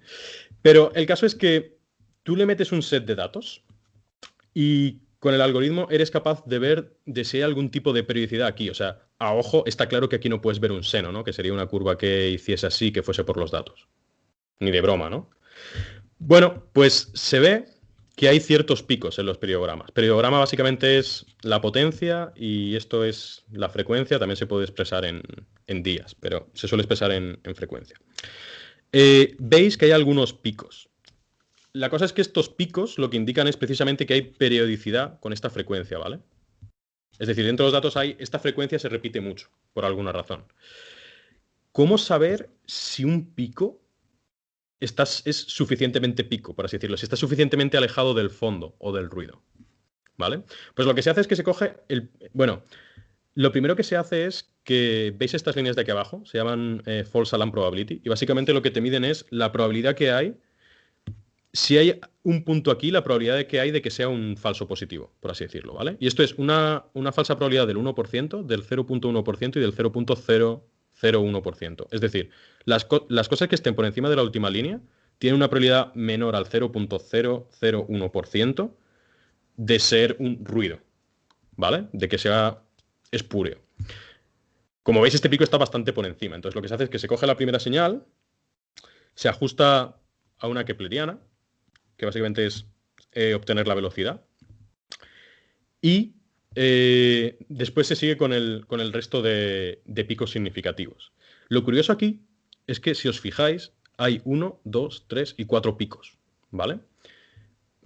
¿Cómo quitar este pico? Si queréis, os lo puedo explicar ahora después, pero dejadme continuar con esto. Cuando quitas este pico, que básicamente es venir a estos datos y meter un seno con este periodo, y literalmente restas en cada punto, restas lo que valga esa función. Así es como se quita, realmente. Pero hay una forma un poquito más visual de verlo. Pero cuando quitas este punto, si os dais cuenta, este pico de aquí desaparece. ¿Vale? Cuando vas con el segundo, este pico que había aquí también desaparece. Y esto es porque en los algoritmos de conversión hay una cosa que se llaman alias también por las ventanas de observación, y aparecen señales que se llaman eso, que son los alias, que se conocen así, que están relacionados con otros picos más significativos y que, como están relacionados con ellos, cuando quitas esta señal también desaparecen, básicamente. Y bueno, ok, tienes tu periodo del periodo, ajustas la kepleriana y obtienes la velocidad. ¿Y cómo derivas? Bueno, llegar al semieje mayor de la órbita no es muy difícil, ¿no? Con la tercera ley de Kepler, que te relaciona el periodo con precisamente el semieje de la órbita. ¿Cómo llegas a la masa? Pues bueno, con nuestra fórmula favorita. Básicamente tienes todo, ¿no? Tienes la velocidad, tienes el semieje, la masa de la estrella se supone que la sabes, solo tienes que despejar de aquí la masa y la obtienes. De nuevo, si no tienes información del ángulo, solo puedes obtener este parámetro, que es como m seno de i, ¿vale? Pero si conoces la inclinación del por ejemplo, tránsito, puedes llegar a caracterizar la masa real que tiene ese planeta. Si queréis saber un poquito más de esto, pues yo os recomiendo que vayáis al paper original. Bien, quizá esto lo dejo para el turno de preguntas, porque es probablemente la parte más técnica y matemática. No es excesivamente complicado, pero me llevaría tiempo. Así que creo que es mejor que esto, si queréis, lo explico cuando termine, Miguel, si estáis interesados. Pero básicamente es cómo se sustrae de estos datos, cómo se sustraen las señales de los planetas y cómo sabemos realmente que son planetas y que lo estamos haciendo bien, ¿no? Que estamos completamente convencidos, aparte del periodograma. Y aquí esta ya es la última transparencia. Una cosa muy interesante que fue realmente lo que estuve trabajando en el máster, y os lo comento porque viene a colación de una cosa que he estado comentando Aniceto.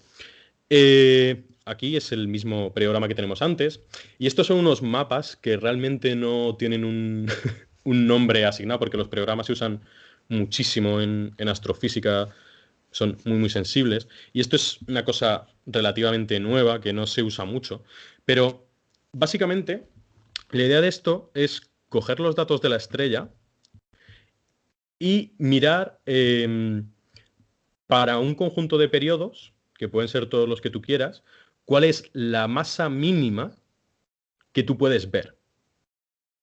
¿Vale? Y eso se hace porque puedes, digamos, ir ajustando keplerianas, que básicamente es ir ajustando planetas a los datos, y ves cuál es el que mejor casa con ese periodo, que encaje con ese periodo y con tus datos. ¿Vale? Entonces, con esto puedes ver la sensibilidad de tus datos a una estrella. Y de hecho, aquí veis que la sensibilidad tiene aquí unos picos que son mucho menos significativos que estos, eso es cierto. Pero si tú sustraes la señal de los planetas y usas los datos con los planetas quitados, ves que la sensibilidad real es esto, ¿vale? Es la línea roja, que como veis detecta de sobra los planetas, porque los planetas están aquí.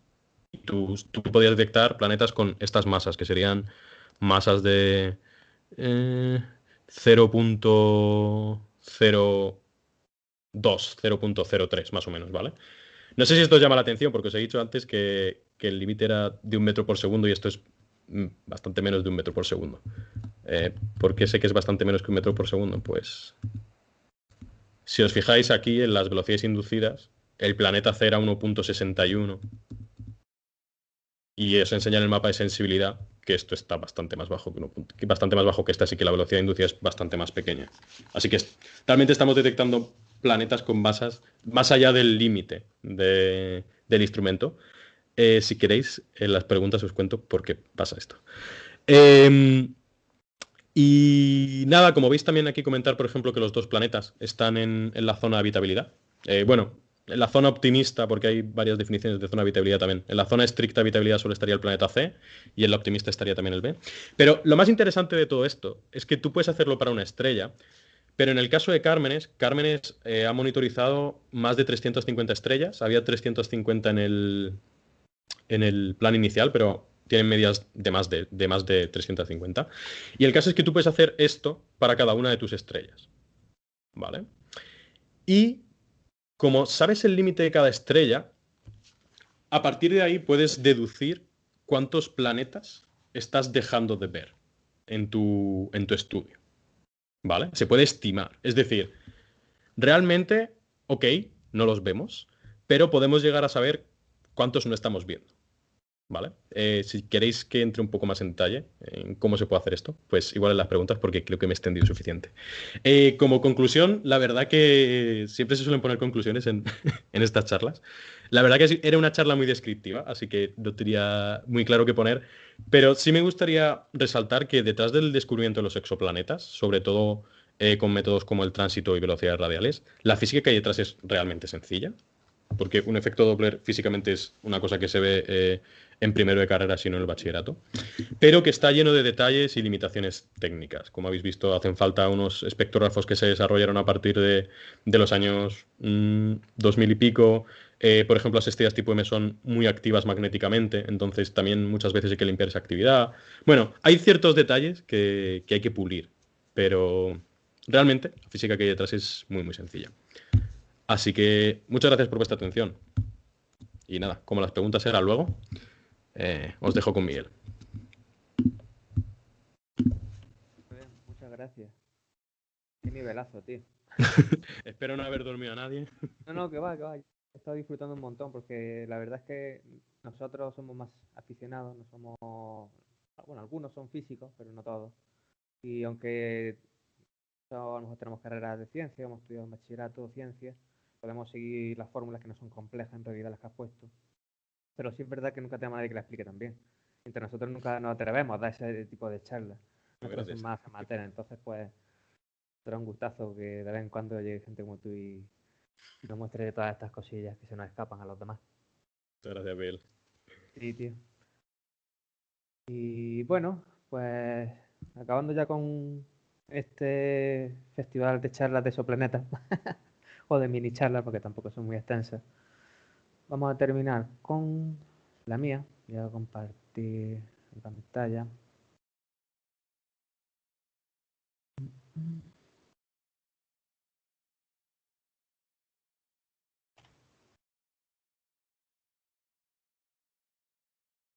Vale.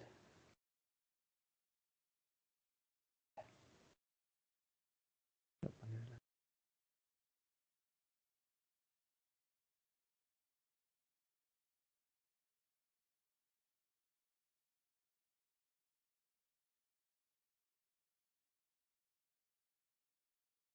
Vale, ahora creo que sí.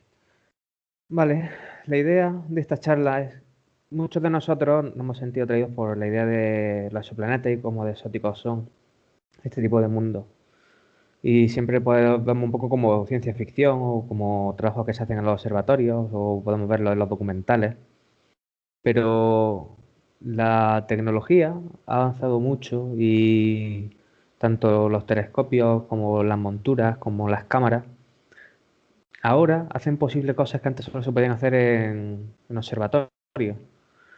Por ejemplo, cuando se descubrió el primer exoplaneta, pues fue algo revolucionario al alcance de pocos sitios.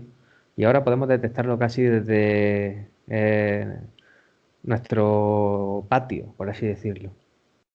Entonces, muchos hemos tenido la curiosidad de algún día hacer algunas pruebas y decir, ¿somos capaces de con nuestro equipo detectar este tipo de objetos? Pues la respuesta es que sí, se puede. Y lo que se necesita no es tanto como parece. obviamente pues, se necesita un telescopio, un tubo óptico.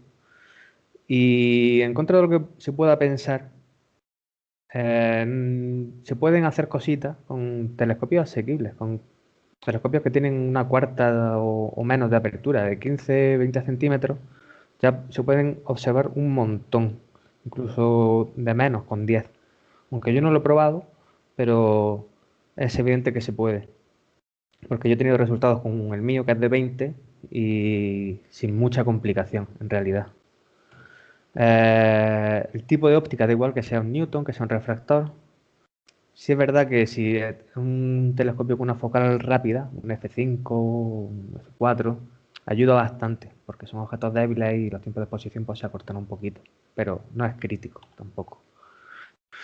Si necesitas, pues una montura con seguimiento y a ser posible goto. ¿Por qué? Porque estos objetos no es como apuntar a la Luna o como apuntar a Júpiter, que lo ves a simple vista y puedes apuntar, o Andrómeda, que más o menos sabes por dónde puede estar y hacerlo con un Dobson a pulso. Estos objetos son estrellas y son estrellas débiles, es decir, cuando tú las miras por ocular no se ven prácticamente.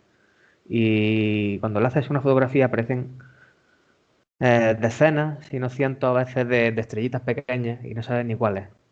Entonces, lo fundamental es saber dónde está la estrella. Entonces, tenemos que buscar objetos que están, por así decirlo, escondidos, que no controlamos, y vamos a necesitar la ayuda de la tecnología en este caso. Es decir, meterle o bien las coordenadas al mandito de la montura para que nos lleve al sitio donde está la estrella, o bien buscarlo con algún software planetario tipo carta de Uciel.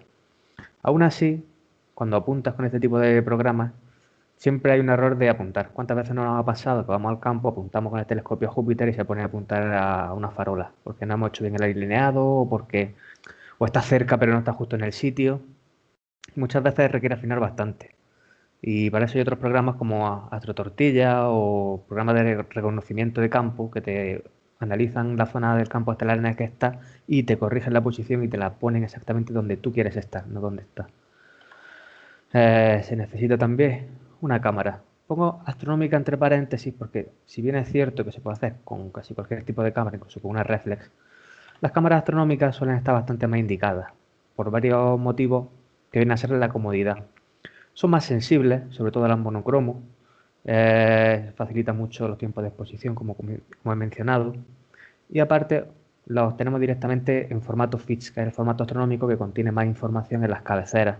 No porque el formato RAW de una Canon no sea bueno a nivel de calidad de imagen. El FITS además te aporta mucha información sobre la hora en la que lo has tomado, las coordenadas, la ganancia de la cámara, que luego los programas de fotometría pueden usar también. Aparte, el controlar los parámetros de las cámaras astronómicas por ordenador se puede conseguir mucha más precisión. Tú, por ejemplo, con una Canon puedes poner ISO 200, de ahí pasa a 400, de ahí a 800, da saltos grandes. Sin embargo, con una cámara astronómica puedes afinar y puedes poner ganancia 300, 301 o 290. Puedes ajustar si la estrella es muy débil a una ganancia un poco más alta. Los tiempos de exposición igualmente puedes jugar con décimas. Da mucha más versatilidad en ese sentido. Y pese a que se puede hacer con cualquier equipo, yo recomiendo casi que tener algo así mínimo, que tampoco es algo muy complicado, que es básicamente un telescopio Newton o un refractorcillo, una cámara de las que ahora están tan de moda, una CMOS de ASI, no tiene que estar siquiera refrigerada, una camarita básica, puede ser incluso a color, no tiene por qué ser en blanco y negro, pero eso sí, lo ideal es que esté conectada al ordenador porque te va a simplificar un poco la búsqueda y demás, como ahora veremos. ¿Se necesitan guiados o filtros especiales? Bueno, el guiado no es imprescindible. Con las nuevas cámaras tenemos la ventaja de poder hacer muchas exposiciones cortitas y luego apilarlas para hacer una exposición más larga si fuera necesario. Lo bueno es que no estamos haciendo fotos nebulosas.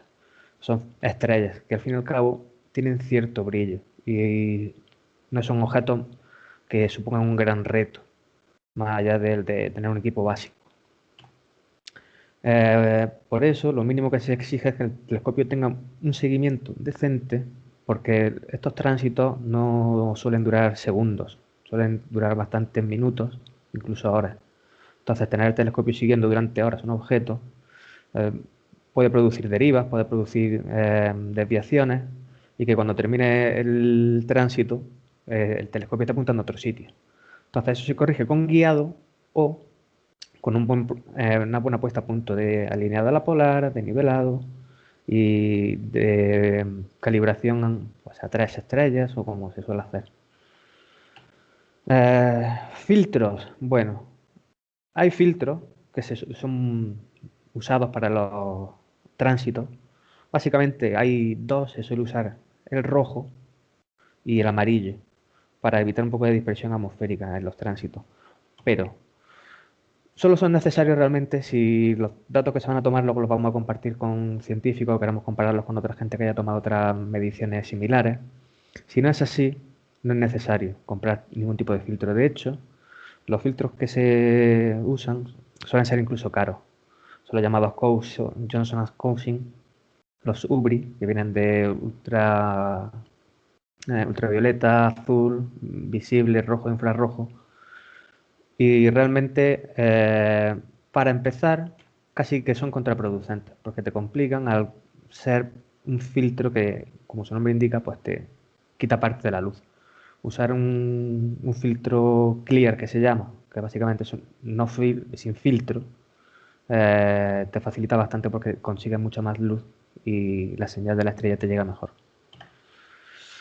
¿Programas? ¿Hay que usar muchos programas? Pues la verdad es que no demasiado de los que usamos habitualmente. El planetario, como ya he comentado, para meter las coordenadas o buscar la estrella, hay varios. Cartesius, Stellarium, The SkyX, cualquiera de estos nos puede valer. Para capturar la imagen, pues igualmente hay un montón que usamos normalmente, Maxim, SharpCap. Fotométricos son los que luego van a analizar la imagen en busca de esas variaciones de luz. Entre ellas, pues el archiconocido MaximDL, que más que un programa es una suite que te hace un poco de todo. Teniendo MaximDL, en realidad cubre muchos campos. Tenemos Photodiff, que es el programa que vamos a usar nosotros, que es muy sencillito y aparte gratuito. Hay otros como Iris, que son más antiguitos, un poco más farragosos, pero también se pueden obtener buenos resultados, gratuito también.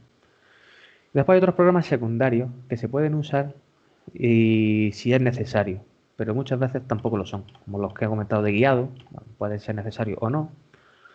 Registrado y calibrado, que realmente es procesar las imágenes que has obtenido, sustrayéndole por así decirlo, los errores que se producen por ruido o por viñeteo, como son los flats, como son los dark.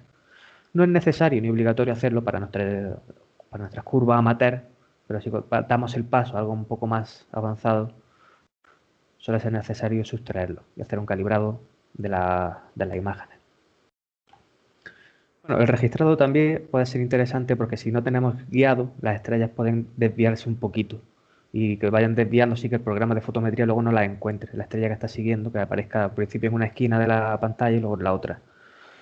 Programas como Deep Sky Stacker y algunos otros te los registran, que eso es alineártelo. Básicamente te alinean todos los puntitos, todas las estrellas y todas las fotografías están alineadas una detrás de otra bien. Las estrellas todas en la misma posición, una detrás de otra.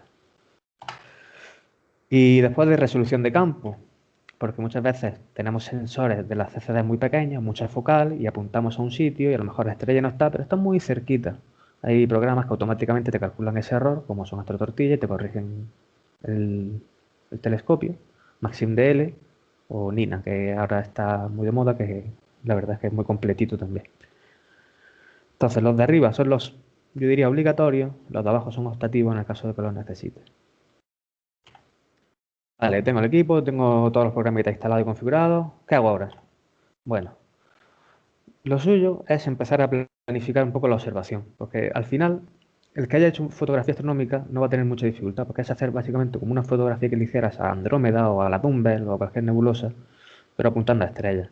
Lo que necesitamos es tener un poco los datos de qué estrella, de cuándo y cómo.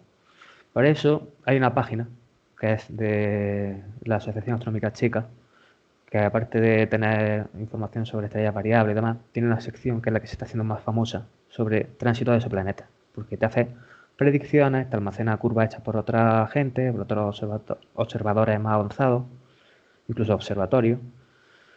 Y la página pinta un poco tal que así. Cuando entras en la página y te vas a la sección de tránsito de exoplanetas, la base de datos aquí, ¿vale?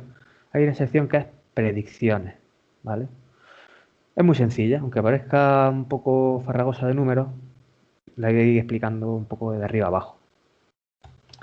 Para elegir el objetivo, buscamos uno de los tránsitos, porque una noche hay muchas estrellas por las que están pasando planetas, pero no todas nos pueden valer por nuestro equipo, por ubicación y demás. El primer paso es la ubicación, es decir, tenemos que especificarle en qué sitio estamos, para que él nos diga de la zona del cielo que tenemos disponible qué objetos hay transitando en ese momento. Las coordenadas se meten aquí y están expuestas un poco curiosas, porque están en latitud y longitud, pero la longitud no se mide en positivo o negativo, o se mide en este-oeste, se mide en este solamente. Es decir, Granada está pues a 3 grados oeste, 37 norte, pues la longitud tienes que ponerla en este, es decir, a 360 grados, restarle la tuya en oeste, que son unos 356 o 357. Bueno, metemos nuestra posición, 37 grados, 356, le damos a Submit y nos aparecen las fechas del mes, los días, el 3, el 4, hoy estamos a 4 ya para 5, y nos aparecen pues todas las observaciones, todos los objetitos, estos son los exoplanetas, lista de exoplanetas que tenemos disponibles por la noche, o desde que anochece, más o menos en nuestra zona. Aquí tenemos una columna con el tiempo en la que empieza el tránsito. A ver, lo pongo por aquí, sí. El tiempo en el que empieza el tránsito, el tiempo central, cuando termina. D es la duración, el tiempo, lo que dura el tránsito en minutos, porque si a lo mejor pues no tenemos el proceso automatizado, lo hacemos manual y vamos a estar esperando, pues estos son casi 3 horas, pues no, a lo mejor no nos apetece, y este es hora y media, pues a lo mejor nos conviene elegir uno que sabemos que tiene una duración más acorde. V es la magnitud en visual, que hemos dicho antes, como con el filtro V. Lo ideal aquí es buscar estrellas que tengan una magnitud lo suficientemente grande como para que nuestro equipo puedan detectarlo sin problemas. Unas magnitudes alrededor de entre 8 y 14 son más asequibles, y a partir de ahí se empieza a complicar un poco la cosa. Si os fijáis aquí, casi todas están en un rango muy asequible, es decir, casi todas se pueden detectar con un equipo amateur. Lo siguiente sí es verdad que es un poco más delicado, que es lo profunda que es la ocultación, es decir, la sombra que se va a proyectar. A más pequeño es este número, más pequeña es la sombra, por lo cual es más difícil de detectar, por lo que la magnitud de la estrella en realidad casi que nos importa poco, nos importa más este número. Tendremos que ir buscando realmente números grandes. Realmente aquí es raro ver números en los que los dígitos o la profundidad sea de décimas. Es raro, alguno puede haber, pero no suele ser. Lo más pequeño o lo más normal suele ser de centésimas. Este, por ejemplo, son 2 centésimas. Este, por ejemplo, ni eso, es media centésima, una centésima. Yo con los que hago pruebas son de 2 centésimas o así, que suelen ser los que más los saltos más intensos de luminosidad. Los demás pueden ser muy complicados. Este, por ejemplo, que es de 10 milésimas, ni me lo planteo. No sé si podría, lo mismo sí, pero yo creo que mi CCD, mi equipo, no, mi cielo no me permitirían tanto. Lo que comentaba aquí, vale, una cosa que se me ha pasado de la duración es que cuando calculamos el tránsito, ¿vale? La duración, el tiempo está en tiempo universal, es decir, no es tu hora local. Luego tienes que hacer una pequeña calculación, un pequeño cálculo, perdón. Por ejemplo, teniendo este de aquí, que aquí en hora universal podría ser un buen candidato porque empieza ya al atardecer, la estrella es medio brillante, el salto es grandecito, ¿vale? No es demasiado largo. No se ve la imagen en pantalla. ¿No se ve la fotografía de...? No, se ha quedado en negro. Vale. Se ve tu ratón, pero no la imagen. ¿Antes se veía? Sí, hasta la página web se ha visto. Y eso se ve. Vale, voy a volver a compartir a ver si es por eso.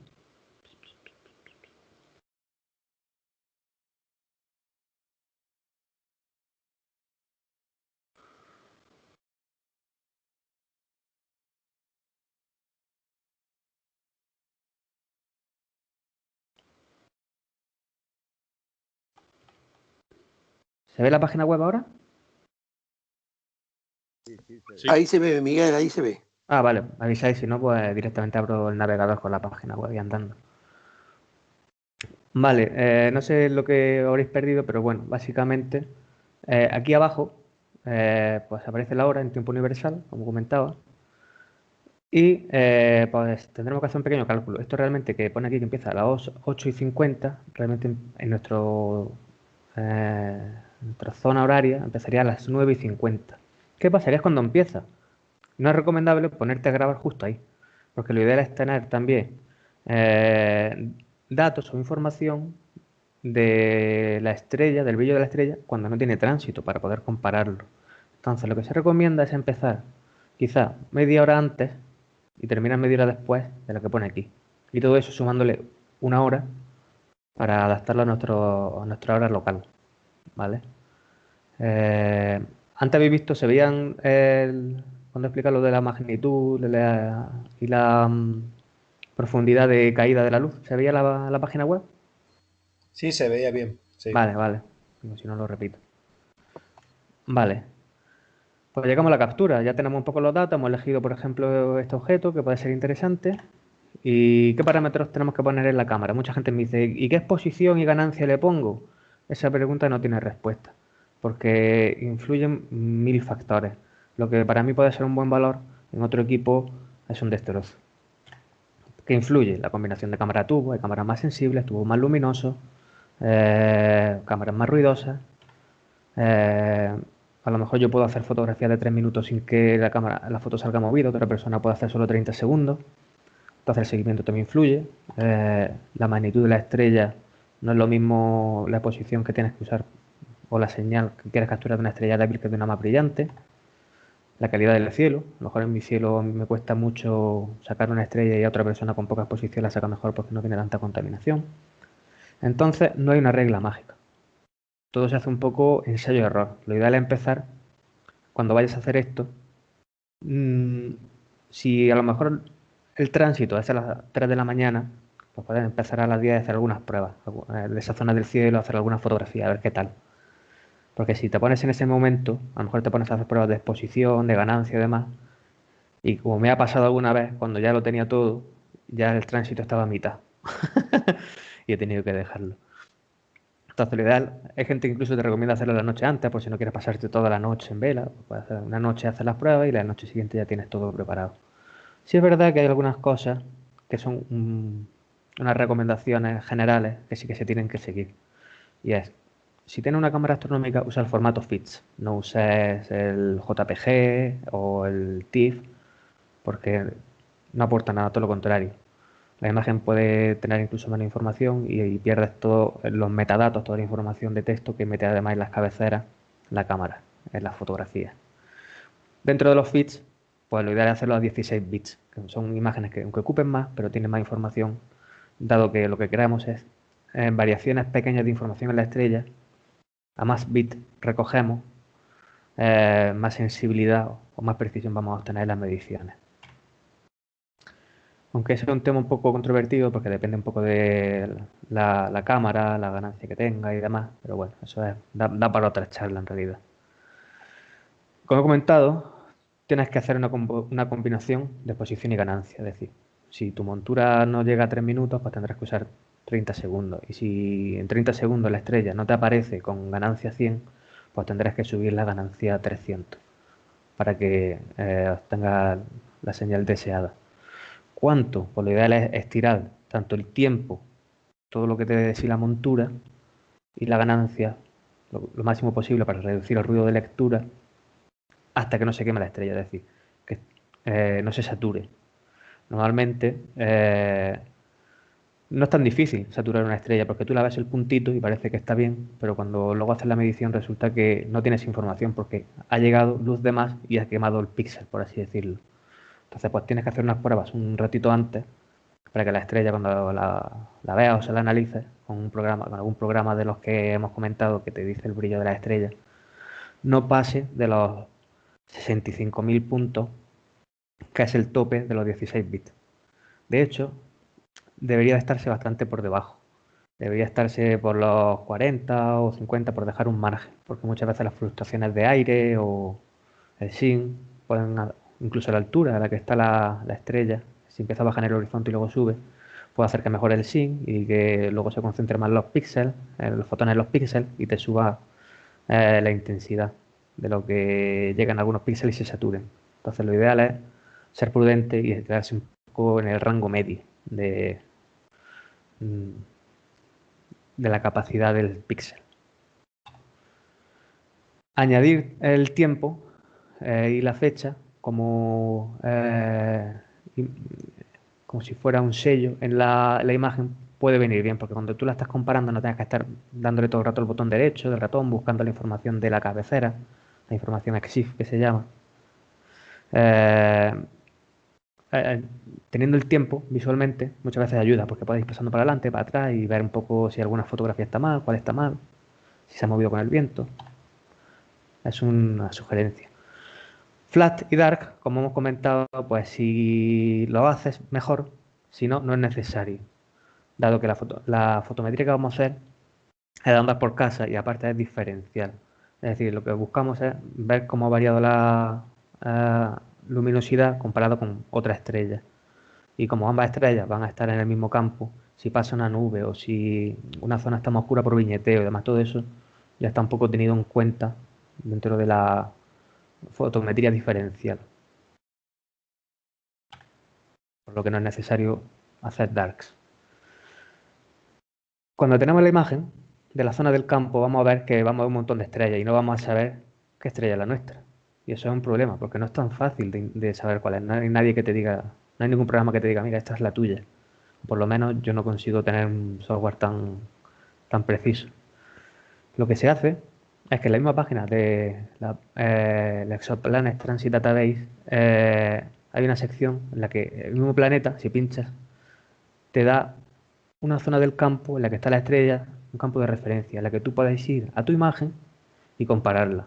Y dices, pues mira, si estas 3 estrellas de aquí, ya sé cuáles son en mi foto, estaban aquí, pues si sigo estas 3 de aquí, que hacen un arco, llego a la que quiero. Es jugar un poco así, como cuando se coge un Dobson y se va buscando de estrella en estrella pues algún objeto Messier, o alguna variable, o alguna doble, pues esto es igual, tienes que jugar un poco a ojo. Porque si es verdad que si la estrella es muy brillante, muy famosa, puede aparecerte en un catálogo, tipo Cartes-Duciel, muchas, la mayoría, no te van a aparecer. A no ser que tenga un catálogo añadido súper extenso, que no suele ser el caso.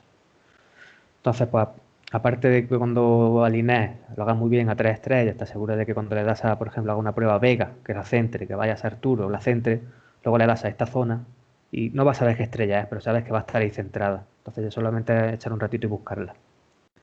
Si no, pues siempre hay software como Astro Tortilla, ya he mencionado alguno más, Astab o Nina, que te resuelven el campo. Vale, ya tenemos todos los parámetros en cuanto a exposición, cuanto a ganancia, tenemos el objeto ubicado y decimos, bueno, ¿cuánto tiempo le ponemos? Ya lo he comentado antes. Pues si elegimos, por ejemplo, este de aquí abajo, el WASP-11B, que es el objeto que a priori pues es suficiente, no es demasiado temprano, tiene una buena duración, una buena luminosidad, pues tendríamos que empezar a las 9:30 y terminar a la 1 aproximadamente. ¿Por qué? Pues porque el tránsito empezaría a las 10 menos 10 realmente nuestra hora, le quitamos media hora o 20 minutitos que le dejemos de margen, 20, 30 minutos, un poquito antes de que empiece para tener medidas, y luego pues otras 20, 30 minutitos después de que acabe, que acabaría pues a las 12:30 de nuestra hora, pues media horita más. Tenemos que tener en cuenta que son 3 horitas, que va a estar ahí el telescopio, que bueno, nos da tiempo a vernos una miniserie de Netflix. Terminan las fotos, termina todo, tengo 3 gigas, ¿qué hago ahora con esto? Bueno, pues en contra de lo que pueda parecer, es súper fácil sacar una curva de luz. Hay programas que lo simplifican ya todo un montón. Antes, los programas que había eran muy farragosos. Ahora, con Maxim DL o con Photodiff se hace con 4 clics. Y es lo que vamos a hacer ahora. Para colmo, Photodiff es de Julio Castellano, si no me equivoco. Es español y gratuito. Así que es un programa que, comparado con Maxim, es mucho más sencillo. Aunque con Maxim no es difícil tampoco. Es prácticamente igual, pero menos intuitivo. Photodiff, fotometría diferencial y absoluta. ¿En qué se diferencia esto? Pues uno mide la luminosidad con respecto a otra cosa diferencialmente, cuán luminoso es una cosa respecto a otra, y la absoluta, aparte, te dice su variación de brillo real. Es decir, si la estrella tiene magnitud 13, pues ya ha pasado a magnitud 13,5 con la caída de luz. Nosotros nos vamos a centrar en la diferencial, que es bastante más sencilla, que no tiene mucha complejidad y no requiere de calibraciones extras, buscando flash, dark, estrellas de calibración y demás. Pasos básicos. Esto es sencillísimo. Photodiff. Todo esto de aquí es el menú de Photodiff. Tiene 4 cosas, básicamente. Es paso 1, 2, 3, 4, por así decirlo. Primer paso, como en todas las cosas, pues cargas tus imágenes. Coges tu lista de feed, todas las que tomaste en esa noche, y le das a cargar y se meten todas, las 70 imágenes en este caso. ¿Sí? ¿Alguien va a decir algo? ¿O no se ve? Yo no lo veía antes, no sé, los demás. Sí, no sé qué ha pasado, Sí, que se había ha ido como la perdido. diapositiva anterior, pero ya se ve, creo que la Vale. lista que está tirando pasos. Esta era la anterior, con la lista. No sé si se ve ahora. Ahora se ve abajo una carpeta. Vale, sí, Ahora bueno. Vale. Sí, ¿Se ve el campo. menú de Photodiff? Sí, ahora se ve a la derecha como Los 5 pasos. estrellas, 2 señaladas y un menú. Vale, Izquierda. exactamente, correcto. Eso es. Básicamente el primer paso era darle a la lista de imágenes y cargarla desde una carpeta. El segundo paso y tercero es seleccionar las estrellas que vamos a analizar. Básicamente, a grosso modo, se selecciona la estrella que vamos a analizar, pinchamos en ella, porque ya la hemos visto en el campo, sabemos cuál es nuestra imagen, y le damos, y le pinchamos, y le decimos que esta es la estrella variable, la que va a variar, y luego pinchamos otra, que va a ser la de calibración. Es decir, una estrella que muy mala suerte tendríamos que tener si pinchamos y elegimos una que sea justo variable, rápida y que esté variando en ese momento. Por lo que a veces se sugiere elegir varias, pero bueno, yo en realidad nunca he tenido problema eligiendo casi una al azar, que es lo que vamos a hacer ahora. Elegimos una estrella variable, una de calibración, que es con la que vamos a comparar el brillo. Esta va a ser estable y va a ver cuánto se oscurece esta respecto a esta, por así decirlo. Una vez las tenemos señaladas, es muy sencillo, es apuntar y darle clic. Le damos a procesar para que empiece todo el análisis. Cuando termina, si todo va bien, se genera ya la curva. Es automática. Toda la variación de brillo. Aquí vemos cómo los 20 minutos que puse a lo mejor de margen, el brillo varía poco. De buena primera, el planeta empieza a entrar por delante, la curva empieza a bajar de luz y cuando vuelve a salir, sube. Todo esto... Yo te ¿Sí? veo te sigo viendo en la diapositiva de las estrellas, no la curva. Qué raro. Ahora se ve, ahora se ve la curva. Vale. Pues básicamente esto de aquí es la zona en la que la estrella aún no ha tenido el tránsito. Aquí empezaría a entrar el planeta y aquí empezaría a salir. Empieza otra vez a aumentar la luminosidad. Y gracias a que tenemos también medidas de antes y después, se puede apreciar un poco mejor lo que es la bajada de luz. Si solo tuviéramos el centro, esto se estiraría un poco, todo lo que es la curva, y casi parecería plana. No se podría apreciar con tanta facilidad la bajada de intensidad. El que sean rayitas en vez de puntos es el margen de error, por ruido y por turbulencia, lo que viene a ser la incertidumbre de la medición, ¿vale? Luego se ve claramente que la curva pues es consistente, que no parece que de buenas de primeras haga cosas raras, que si fuera todo muy lineal, con muchos, que fueran casi más grandes las rayas de incertidumbre que la propia curva, en la medida pues tendríamos que revisarla o hacerla de otra forma, ajustando la ganancia de otra forma o haciendo posiciones más largas o buscando estrellas más brillantes con caídas de luz más pronunciadas. porque quizá la que hemos elegido no sea la idónea. Quizá estaba muy baja en el horizonte, o quizá había algo de nubosidad, pero realmente si hacemos los pasos buscando algo asequible, es bastante directo sacar una curva como esta. Y bueno, en la misma página del Exoplanet Transit Database te simula un poco en el tránsito cómo se produce, es decir, por la zona por la que pasa la estrella, el planeta por la estrella y su tamaño incluso. Yo he puesto aquí una comparación del tránsito que hemos visto ahora, que hemos hecho, que hemos analizado, ¿vale? Esto sería un planeta bastante gordote, casi como Júpiter. Y esta foto que he hecho yo hace unos años, de nuestro Sol y Mercurio pasando por delante. Otra vez no se ve, Miguel. ¿Ahora? Sí, Es que creo que es con las flechas. Cuando paso más rápido me parece que se queda tonto. Vale. Pues esto sería la imagen del tránsito que hemos hecho, una recreación realmente, porque no es una imagen directa. Y esto sería comparado un poco con nuestro Sol y con Mercurio pasando por delante, una foto mía, con algunos rayos del Sol y demás, algunas protuberancias. Aunque Mercurio realmente sea más pequeño, porque esto al estar más cerca, en fin, pues siempre da un efecto de perspectiva que distorsiona un poco la relación de tamaño.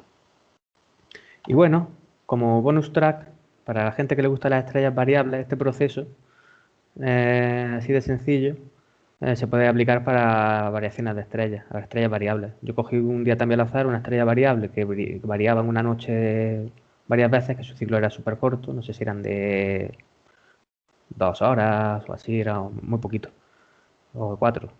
Y pues me puse a coger fotogramas otra vez, las metí en el Photodiff, le di a procesar y me sacó la curva, está tan chula, de una estrella variable, de cómo va cambiando su luminosidad a lo largo de la noche.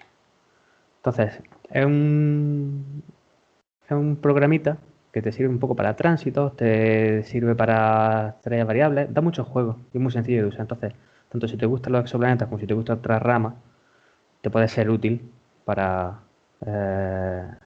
llevarlo a cabo. Y bueno, si queréis ahora, lo que puedo hacer es incluso hacerlo en el ejemplo en tiempo real, para que veáis un poco cómo es el programita, por si tenéis alguna duda o las transparencias no quedaba muy claro. A ver, lo voy a abrir. Y ya veis aquí el menú, es bastante complejo. Le daríamos a lista de imágenes. Dice que si ya tenía imágenes añadidas se borrarán, vale. Seleccionaríamos pues, todas nuestras imágenes, las que tenemos aquí de la captura. Te pide que le metas la información sobre ascensión recta, declinación, todo esto para meterlo luego a él en un informe por si hiciera falta, pero realmente no es necesario para hacer la curva. Luego, tal como esté, podemos darle a aceptar sin problema. Luego le damos a selección de estrellas, y aquí nos aparecen pues todas las estrellitas. Y si no recuerdo mal, aquí el timestamp que digo, aquí arriba, que viene muy bien para saber pues está la hora que empezó, si tengo que descartarla o si quiero pasarla una tras de otra por ver si hay alguna cosa rara, pues viene bien. Creo que era esta la variable. Te salen unos circulitos en los que te dice pues la zona que va a incluir y demás para la estrella. Casi te la cuadra él solo bastante bien. Le decimos que esta es la variable. Seleccionamos alguna otra que tenga una intensidad similar y esté en una zona parecida o cercana. Le decimos que esta es la de calibrado. Le damos a aceptar. Dice que para hacer fotometría absoluta tenemos que calibrar y hacer un proceso aparte. Pero no lo vamos a hacer, no es necesario. Y le damos a proceso. Si todo va bien, se chupa todas las imágenes y la analiza en un PIC+. Le damos a gráfico y aquí nos aparece la misma grafiquita que hemos tenido antes, ¿vale? Aparte nos da otras pestañas con más información. Analiza un poco las condiciones que teníamos ese día sobre el cielo, cómo iba evolucionando conforme íbamos haciendo el tránsito, la masa de aire. Si os fijáis, pues empecé casi en el cenit, a lo mejor iba bajando hacia abajo, iba aumentando el brillo, a lo mejor se iba acercando también a la zona del pueblo. En fin, te da algunas cositas que son curiosas, que luego pues, puedes usar para Si quieres hacer un análisis más exhaustivo, puedes tenerlo. Le das a guardar los datos y te lo guarda todo. El informe con todos los datos. Si quieres un Excel o hacer cualquier otra cosa. Y te da pues, también una gráfica en la que se ven los puntos, cómo van variando la luminosidad, los que puedes pinchar y te dice pues el fotograma en el que estás, ¿era aquí o era en este? Aquí. Te dice el fotograma que es concretamente, porque muchas veces, por ejemplo, puede salirte, este de aquí no cuadra mucho, a lo mejor tiene que estar casi por aquí, o bueno, este casi cuadra, pero hay veces que te sale un punto aquí abajo, o te sale un punto aquí arriba, porque ha pasado una nube, porque ha habido viento y se ha movido la estrella y no la ha encontrado. Puedes coger y quitarlo para que la curva pues, sea más realista. Tiene muchas funciones. Puedes corregir la inclinación de la curva, porque la curva puede tener una inclinación, puede ir hacia arriba o hacia abajo, dependiendo de si se acercaba al horizonte o si va teniendo dispersión, porque a lo mejor una estrella más azulada, al ir acercándose al horizonte, puede ir sufriendo también cierta atenuación, porque se dispersa más la luz azul, en fin. Puedes corregir la inclinación, marcas un punto aquí, un punto medio. ¿Cuál puede ser el punto medio aquí? Pues más o menos este. Y aquí, por un punto medio, pues este, por ejemplo. Le damos a corregir y te hace pues una pequeña corrección, que imagino que se puede hacer con un poco más de precisión, sobre cómo sería la luminosidad más real en ese momento. Y bueno, tampoco quiero extenderme mucho más porque básicamente es esto lo que a grosso modo iba a comentar.